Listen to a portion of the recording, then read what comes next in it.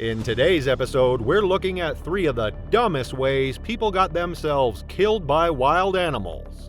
From a photographer who stepped off the trail in Alaska's bear country, to a snake collector who refused life-saving medical help because he didn't want anyone finding out his venomous pets were illegal. But first, we start with a wealthy young man who entered a lion enclosure for the sake of a flashy photo. And what happened next was horrifying. March 11, 2018 dawned bright and dry in the low-veld outside Hoedspruit, South Africa. By mid-morning, the rising sun cast sharp golden light over the bush, painting long shadows across the thorn trees and rust-colored soil. The cicadas were already humming, and the dry grass along the roadside swayed faintly in the warm breeze.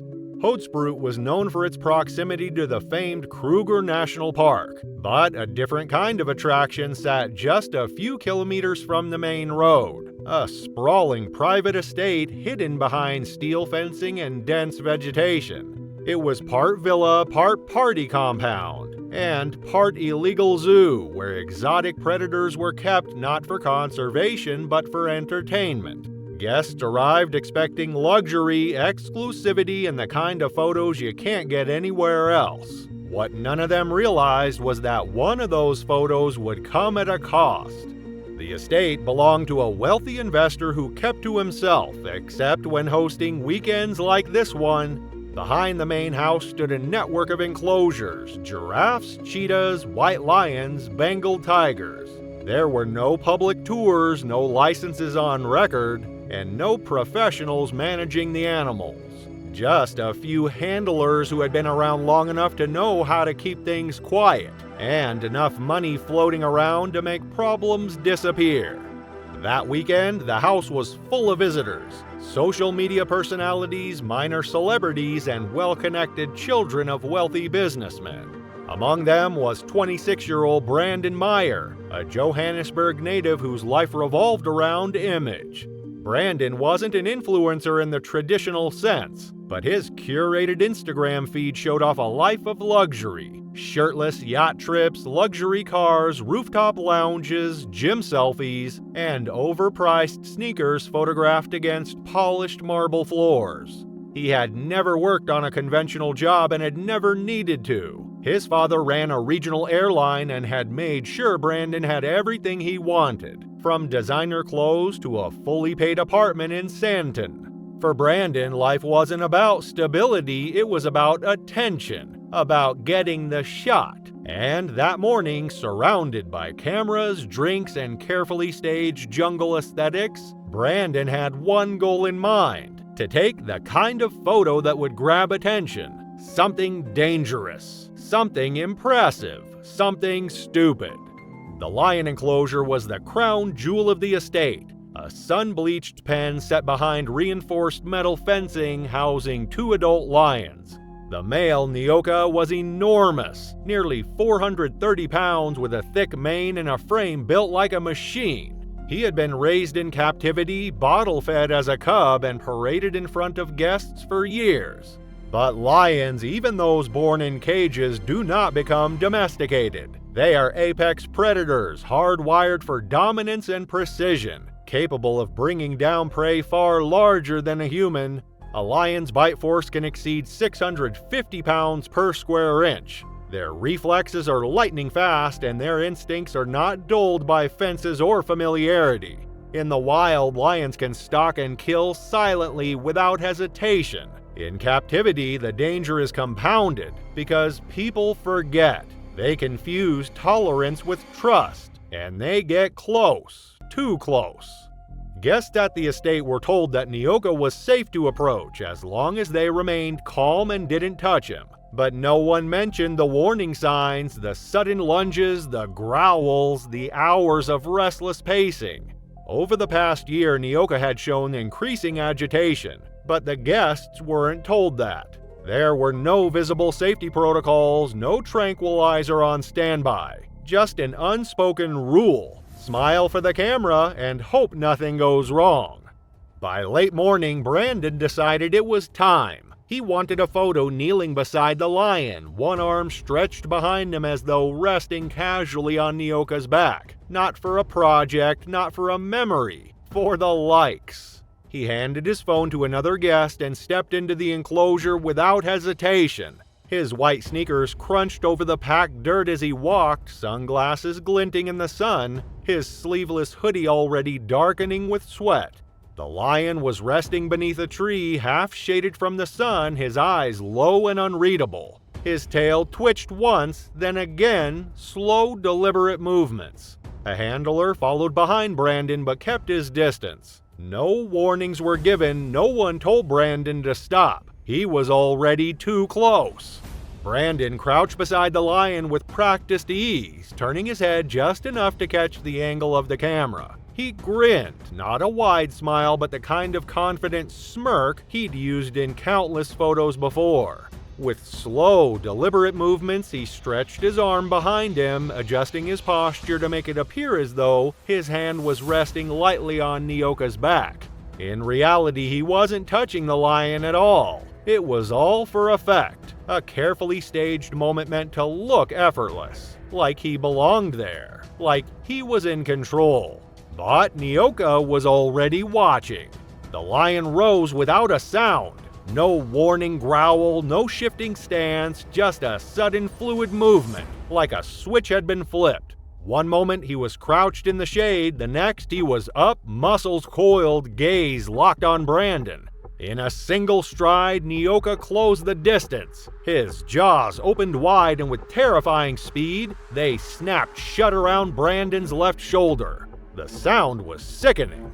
Bone and flesh crushed in an instant as Brandon screamed and toppled sideways, his body crumpling under the weight of the impact.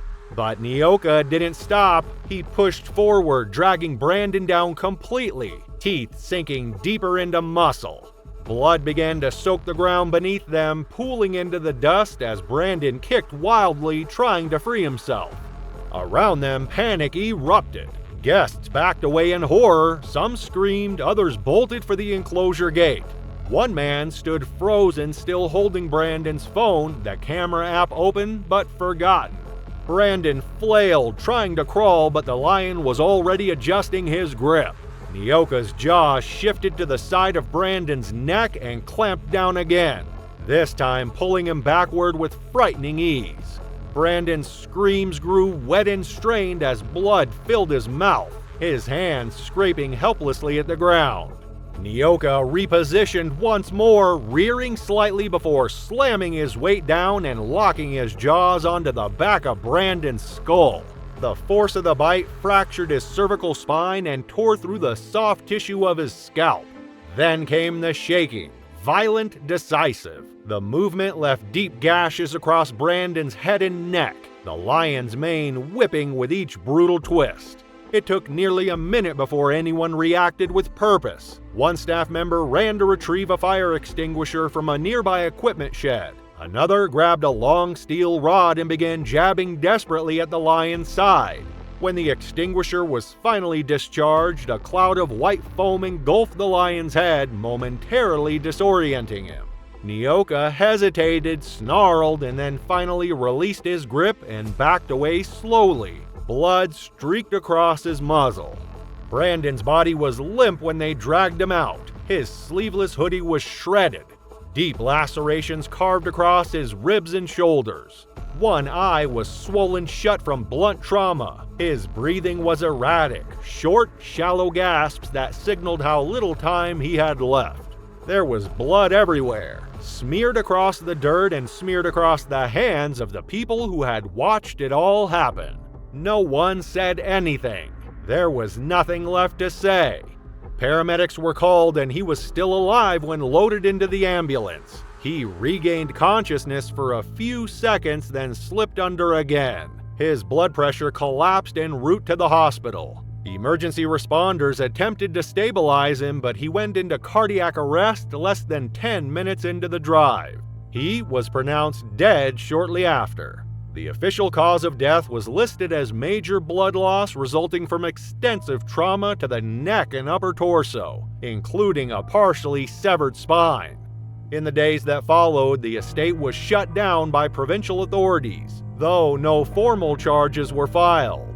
Nyoka was tranquilized and relocated to a secure wildlife facility several hours north. Most of the guests who witnessed the attack gave brief statements to investigators and quietly left the estate within 48 hours. A few removed their posts from that weekend, but others left them up, cropped and captioned without mention of what had happened. None of them spoke to the media. Whatever guilt or shock they carried, they kept it private. There are many ways to die. Some are tragic, some are unlucky, and some, like this, are simply dumb. But not all dumb decisions happen inside private compounds or backyard zoos. Sometimes it's the open wilderness that tempts people into letting their guard down. In our next story, a thrill-seeking photographer ignores every posted warning in one of America's most dangerous bear parks, just to get the perfect shot. July 19, 2022 began in silence on the banks of the Brooks River, deep within Katmai National Park, Alaska. Mist clung low to the ground, creeping between the trees and drifting over the cold, fast-moving water. In the soft light of early morning, the landscape felt untouched and ancient. Wooden boardwalks stretched above the brush and marsh, weaving through the forest like narrow bridges between worlds. The air was damp, the stillness broken only by the distant rush of waterfalls and the occasional call of a gull. It was a setting designed for awe and for caution. The bears were already awake. Tyler Brooks had always chased the shot. At 30 years old, he had built a modest following online through bold photography, sweeping drone footage, precarious cliffside poses, and landscape shots taken just beyond the limits of safety tape. His captions read like mini adventure logs, and his followers knew him as a mix of explorer and thrill seeker. He wasn't reckless in the obvious ways, but he walked a fine line between bold and dumb. He liked being the guy who went just a little farther than the signs allowed. That mentality had earned him some stunning photos and more than a few close calls. When he booked a trip to Katmai National Park with his girlfriend, it was the bears that drew him in. This wasn't just another nature destination, it was one of the only places on Earth where you could safely view wild grizzlies at close range, thanks to the park's raised boardwalks and strict no-contact rules. It was raw, real, and visually spectacular, perfect for the kind of story he liked to tell.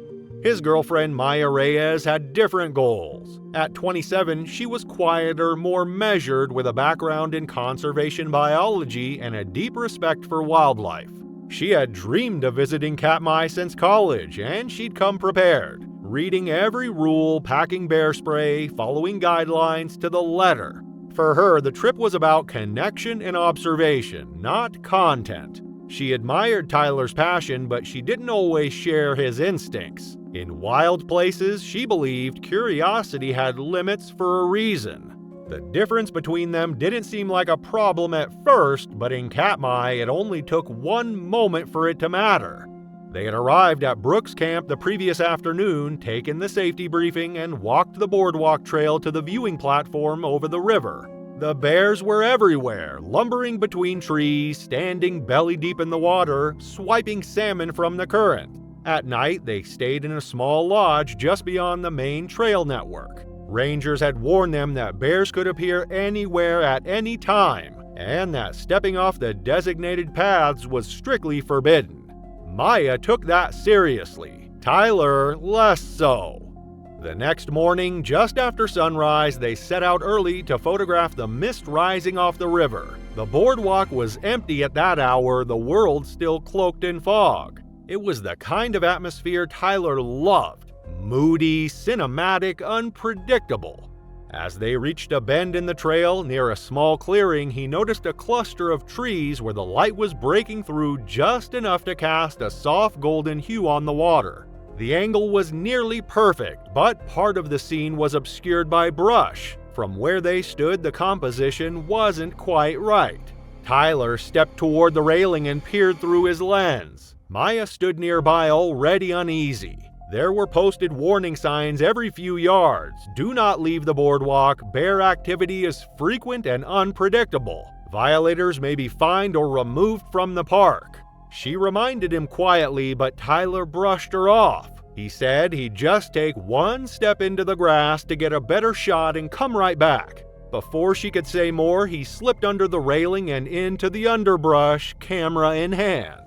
He moved slowly, crouched low, eyes on the shot. His boots crunched softly over damp leaves as he pushed through ferns and low branches, focused entirely on the frame in front of him. The clearing opened slightly, revealing a mirror-still path of water surrounded by trees. It was beautiful, untouched, exactly the kind of moment he lived for. But what Tyler didn't realize was that he was not alone. Brown bears, also known as coastal grizzlies, are among the largest land predators in North America. In Katmai, they thrive in part because of the protected status of the park and the steady supply of salmon from nearby Brooks Falls. During peak season, dozens of bears congregate in the same region, sometimes within view of each other. Males can weigh over 1,200 pounds and reach 10 feet tall standing upright.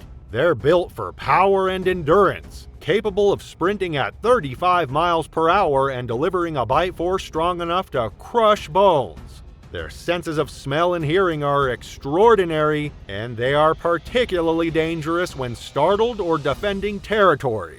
Despite this, bear attacks in Katmai are extremely rare. That's because the park's infrastructure, boardwalks, signage, ranger patrols, is built around minimizing surprise encounters. But the system only works when people follow the rules, and Tyler had just stepped out of bounds.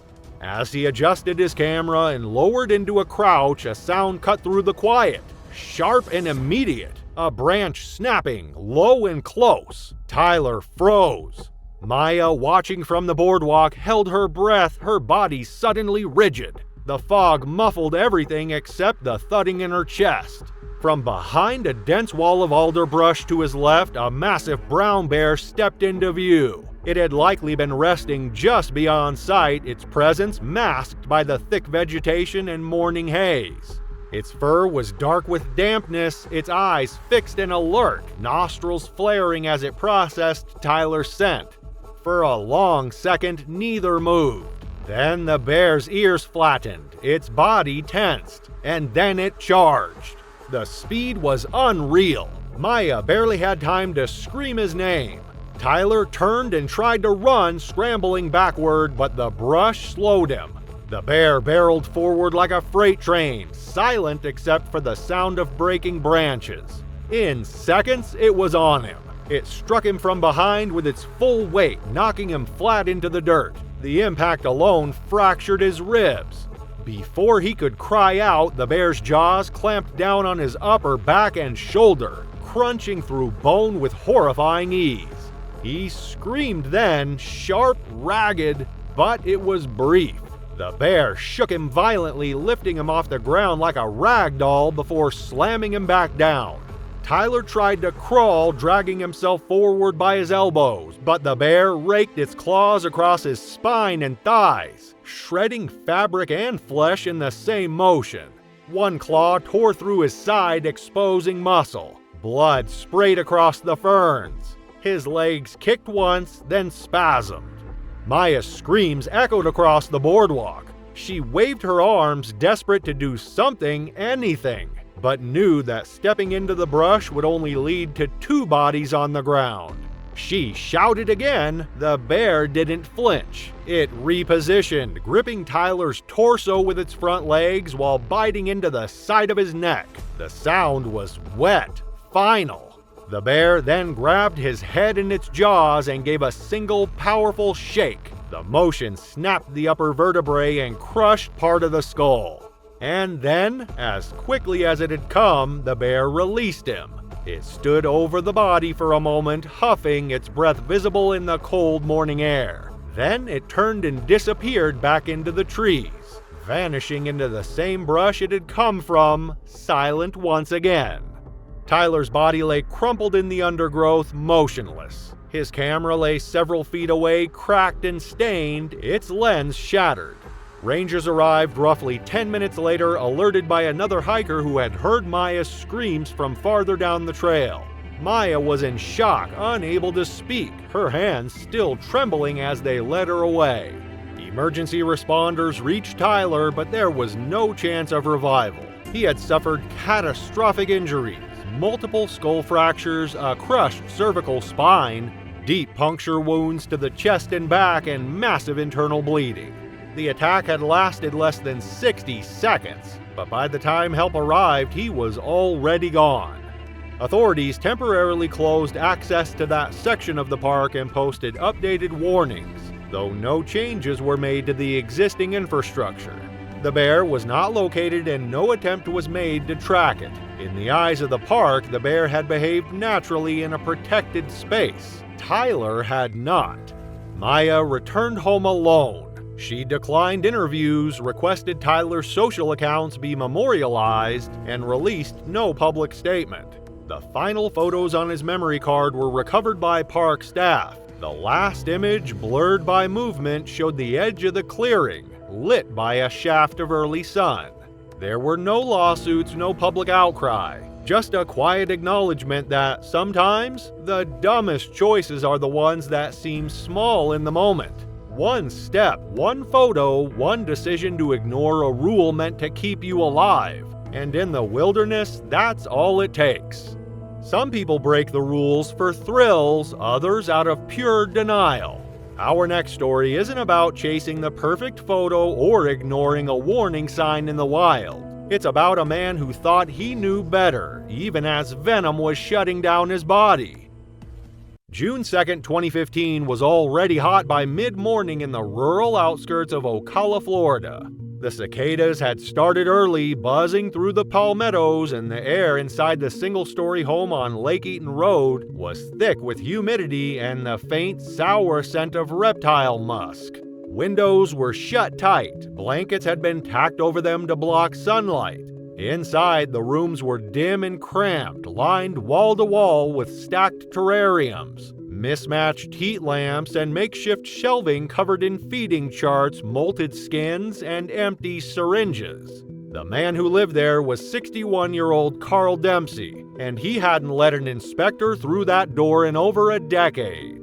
But that morning, something would finally get out, and help would come too late. Carl had once worked in landscaping, but after an injury in his late 40s, he withdrew from most public life. He sold his equipment, stopped answering phone calls from extended family, and poured everything into his true passion: snakes. Reticulated pythons, gaboon vipers, timber rattlesnakes, corn snakes. He didn't just keep them, he bred them, traded them, studied them obsessively.